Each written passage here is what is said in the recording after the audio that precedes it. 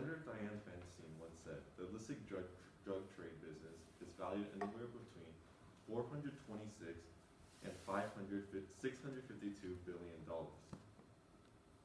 Its reach is global, its distribution is growing, and its leadership is criminal. Cartel operations are enormous, and they supply many people around the U.S. with various narcotics.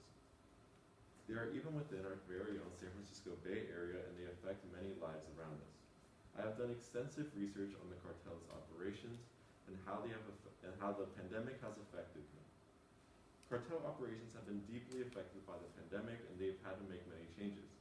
Today, I'm going to tell you about just how their operations have been affected and what changes they have had to make. The pandemic has hurt the cartel and has raised many tensions. An example is through supply chain issues. The Congressional Research Service stated that lockdowns have made it difficult to move chemicals from India and China into Mexico to where the cartels are located. These chemicals are used to create fentanyl and methamphetamine. A DEA intelligence report states that China is the primary source of fentanyl and fentanyl-related precursors to create fentanyl. Supply chain issues have also brought more violence. ForeignPolicy.com stated that there has been more violence in Brazil, Colombia, and Mexico because criminal groups are fighting over a diminishing pie of resources. Supply chain issues are not the only reason why violence has been increasing. Police have been spread thin, and cartels are taking advantage of this. ForeignPolicy.com stated that with the armed forces and police distracted, over 200 criminal groups have been attacking the former drug routes to expand their territory. Additionally, homicide is at an all-time high.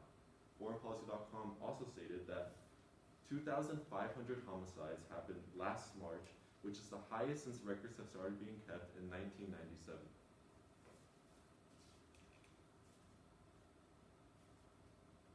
COVID has impacted the lives of everyone, and even the cartels have made to make adjustments. COVID has brought a lot of stress to many people's lives, and we have had to learn how to cope with the stress. And some people have decided to cope with the stress by taking opioids. Opioids are a very addictive drug that blocks pain signals and brings you a more euphoric high. With more people wanting to take opioids, the demand has increased, and cartels seeing that the demand has increased have also increased their prices. In an article from Embassy News, they stated that the Center for Disease Control and Prevention stated that as of June 2020, 13% of Americans said that they were taking more substances to cope with COVID-19 stress. Bill Bender, a DEA agent, stated that the price of methamphetamine in California has raised from $1,000 a pound to over $2,000 a pound. Cartels have had to adapt to the pandemic and the lockdowns and the tighter security. There's been less traffic in the streets due to the lockdown, so their operations have been made more apparent, which has been compromising their money laundering operations. Cartels have had to expand their use of technology and have even been using purchases of Bitcoin to overcome money laundering controls. DEA Keith Martin said, when there's not a lot of traffic in the border, it's easier to single you out instead of when there's thousands of cars there. A report from the International Narcotics Control Board stated that the Sinaloa and the New Generation Cartel have been using purchases of Bitcoin. The Sinaloa Cartel has actually been operating right under our noses here in the Bay Area.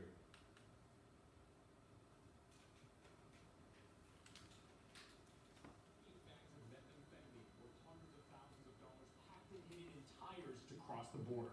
Today's a good day for narcotics law enforcement in the Bay Area. We successfully put a hurting to the Sinaloa cartel. The more than 1,100 pounds of confiscated meth is the equivalent of 80 million doses. That's 11 hits for each of the more than 7.5 million Bay Area residents. Fentanyl overlays the problems created by methamphetamine, cocaine, and heroin. All these legal substances are descending on our community in shocking levels. Part of a 2-year investigation, Operation Burnt Orange and Thunder Gun led to multiple seizures across the Bay Area.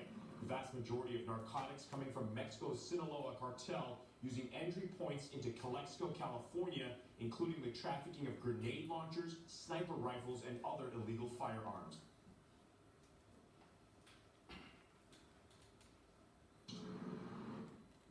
Twenty-eight bags of methamphetamine. In closing, the pandemic has greatly affected the cartel, and it's affected all of us. The impact that the pandemic has had on the cartel has been very significant, and they've had to make many changes. The cartel has to constantly adapt and work around the implications that the pandemic has created. Cartels impact many lives around us, and they're even within our very own Bay Area, and now you are more aware of how their operations are being done.